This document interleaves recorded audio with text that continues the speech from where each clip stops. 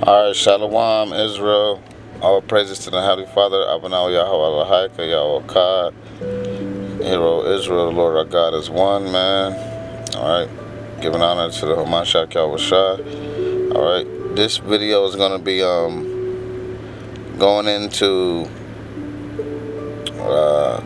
prophetic years, the Babylonian calendar, and evening to evening proves that the moon is not needed to determine the weekly cycle, man. Alright, so showing you the weekly cycle is separate from the lunar cycle, man, because the lunar cycle is it doesn't use a consistent cycle of 7, which the Lord clearly speaks of in the scriptures. Alright, so this is going to be from the Babylonian calendar from Wikipedia. It says, counting from the new moon, the Babylonians celebrated every 7th day as a holy day, also called an evil day, meaning unsuitable for prohibited activities. On these days, officials were prohibited from various activities, and common men were forbidden to make a wish. And at least the 28th was known as a rest. Alright, the 28th day on the Babylonian calendar.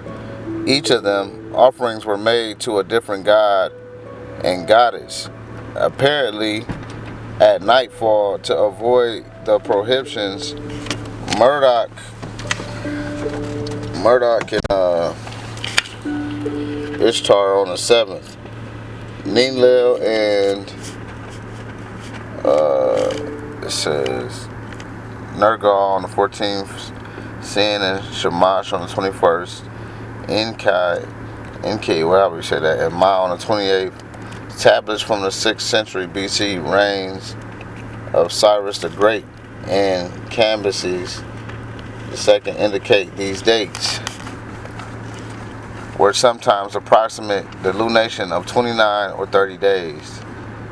Basically, which we're going to prove that 29 days, lunar days being 29 days, that's not biblical, because the prophetic years speak of 360 days in a lunar cycle. All right, not 29 like the Babylonians. The lunation of 29 or 30 days basically contain 3 7-day weeks, and that 3 7-day week cycle that don't add up with the weekly cycle, man. All right, for these monthly cycles. All right, in a final week of 8 or 9 days. See that? Because you only can get 3 7-day cycles within a lunar month. So four 7-day cycles, right? So once you get to that 5th week, if you only gonna have 1 or 2 days, man, left in the 5th week. So you can't have 2 days in a week and keep the Lord's Sabbath. It's just not gonna add up, man. All right. So if you following and saying counting the new moon, and then you count every 7 days, which would be 8, 15, 22, and 29. If you go to the 29th, that last week, you only got what? One day in your week, man, until you get to the next month, which you have to count all the way back to 1 again. That the Lord ain't say nothing like that in the book of Genesis, man. All right. So the moon is not used for the Shabbat, but the moon is used for seasons, and the Sabbath doesn't come in every season. The Sabbath come in every week. All right. So what it says the lunation of 29 or 30 days basically contain 3 7-day weeks and a final week of 8 or 9 days. The Lord never said nothing about 8 or 9 days, man. He said 6 days to work, and on the 7th you rest, man. All right. He didn't say you work 8 days and then rest on the 9th day, or you work 7 days and then you rest on the 8th day. That's not in the scriptures, man. All right. For the weekly cycle, it says the lunation of 29 or 30 days basically contain 3 7-day weeks and a final week of 8 or 9 days inclusive. breaking the continuous 7-day cycle, which a lot of Israelites don't believe in a continuous 7-day cycle because they don't believe in the weekly Shabbat. All right, now we're going to go to Genesis, man, because the beginning proves that as well. All right, let's see if you need the moon to determine the weekly cycle. All right, we got 7 days in the book of Genesis, and we're going to see was the moon needed to determine any of these. We got Genesis 1 and 5. God called the light day, and darkness he called night. And the evening and the morning was the first day. All right, so the day ends with the sun going down, man. All right, which would be the morning, which is when the sun is out.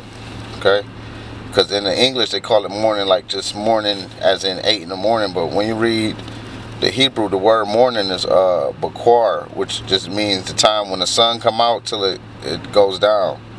All right, so the day begins at evening and it ends when the sun goes down, which is when the morning is over with. All right, meaning the full time of the sun being out, not actually just morning as in how Esau used it. All right, so we see the evening and the morning was the first day. All right, so when the first day was created, you didn't need the moon to determine the first day of the week.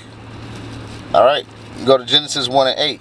And God called the firmament heaven, and the evening and the morning were the second day, right? The word evening is Ara, which is talking about when it's dark out. So it says in the evening and the morning was the second day. All right, you didn't need the sun or the moon to determine the first or the second day, man.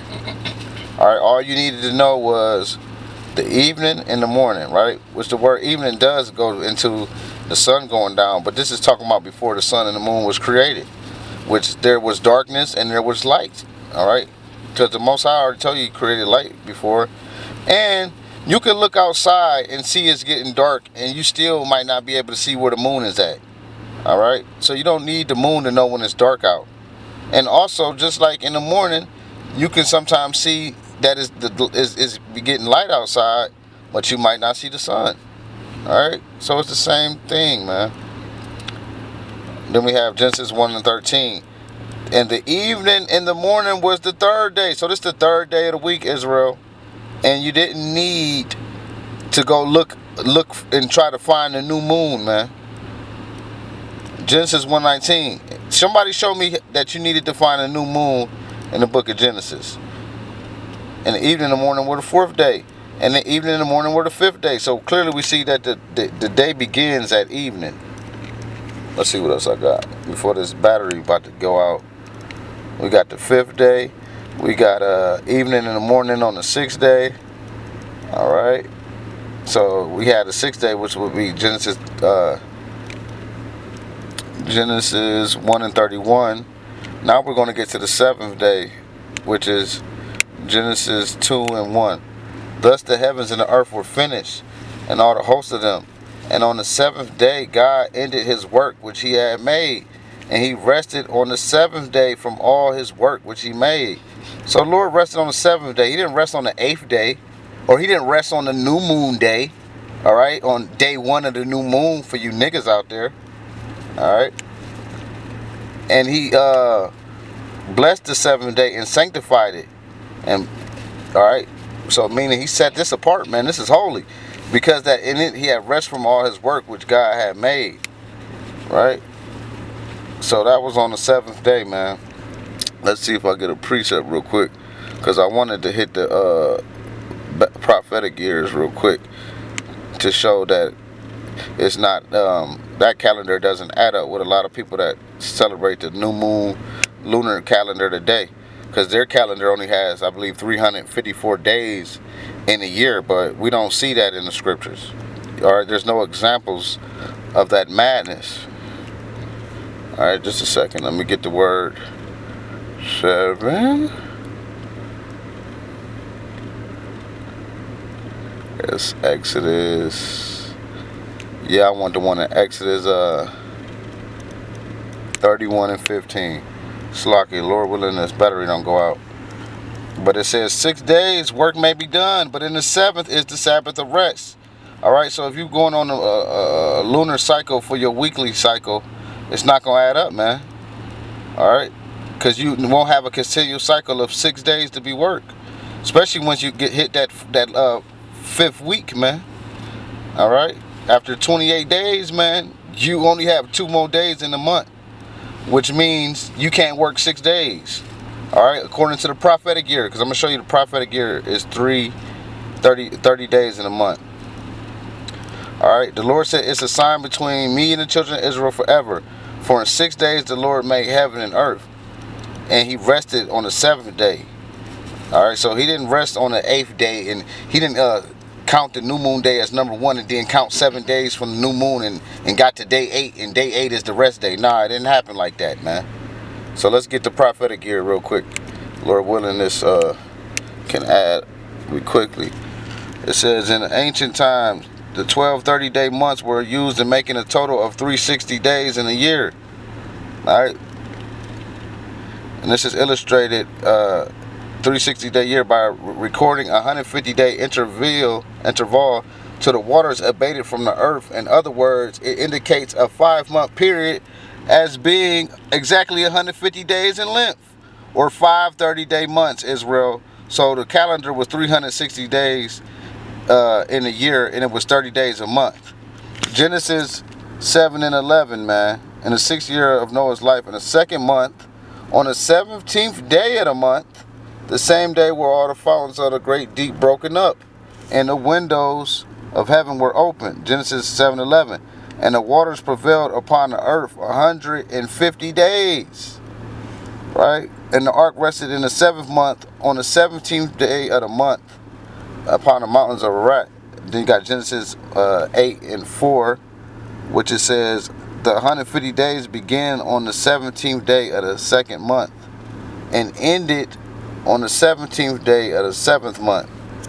This,